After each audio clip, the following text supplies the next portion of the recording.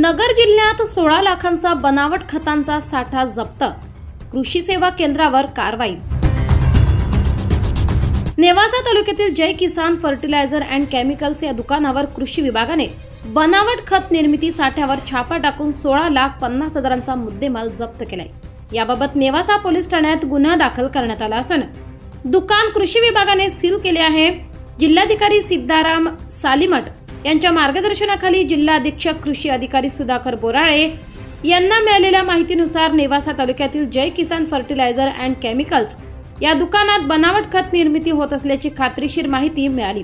त्यानुसार तालुका कृषी अधिकारी धनंजय हिरवे, कृषी अधिकारी प्रताप कोपनर, बाळासाहेब कासार, रखमाजी लांडे, राहुल ठोंबरे, प्रवीण देशमुख, कृषी सहाय्यक दिलीप घोळवे यांच्या पथकाने छापा टाकून ही कारवाई केली। सदर छाप्यात खत निर्मितीसाठी लागणारे आवश्यक रसायने, खत, रिकाम्या खतांच्या बॅग सीलिंग मशीन व इतर साहित्य जप्त करण्यात आले।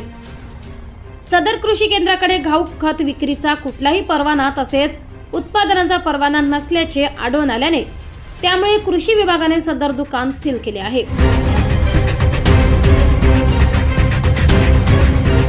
गुलान टुडे न्यूज साठी संदीप धूम, नगर।